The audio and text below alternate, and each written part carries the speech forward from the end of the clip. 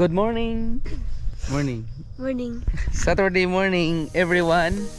I'm with Bibi Edsel and Daiki.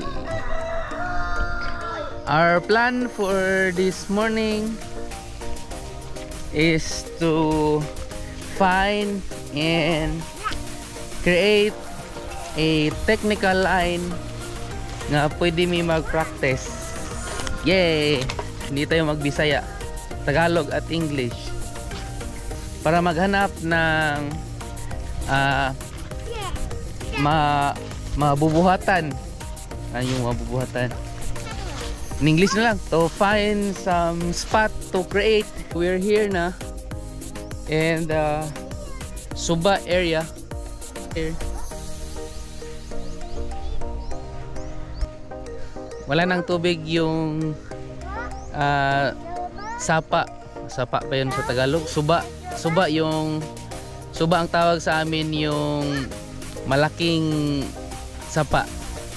My tools maliit lang kasi alam naman natin na madali lang gawin pag nasa ganitong texture or type of ano to, gravel. So try natin maghanap ng spot. Let's check. Actually I was thinking na dito sa mga side na part ng river ng Suba tayo maghanap. So may mga step na part dito na pwedeng gawan. Ito. Oh, yeah. As you can see, ma-compare mo yung height. Upon inspecting the area, may nakita kong spot na maganda siya dahil may amount of the right gravel, and then the angle is right for practicing a step. So ito yun. So ito, napaka-step niya. Pero ang gagawin natin, we'll make it a bit of rideable pero kahit step siya. And then yeah, let's try afterwards. Bibi, try mo Bibi? Ato tamon? Ato tamon? So with these tools, let's start!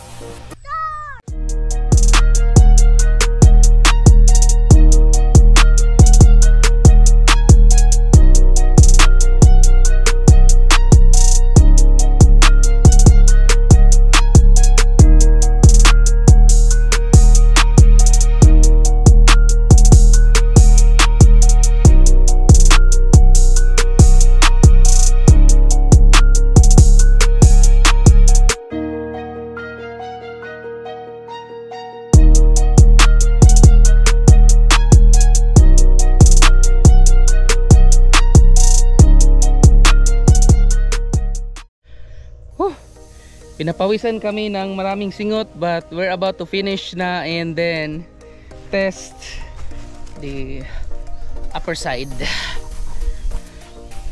So yan, kita nyo ganoon siya katok-tok. So tingnan naman natin sa baba. Sa baba naman ganito siya.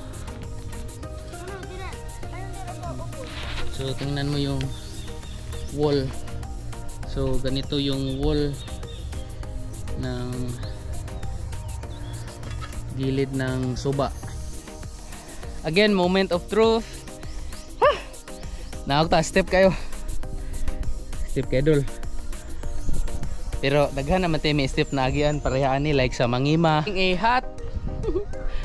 Team hat na mo, and then a flip-flop. So Gempoy mode. Sorry sa mga concerned citizen dyan, pero I'm saying wag nyo tong gayahin. Ibabash nyo lang ako dyan, pero wag nyo tong gayahin. Dapat talaga mag helmet.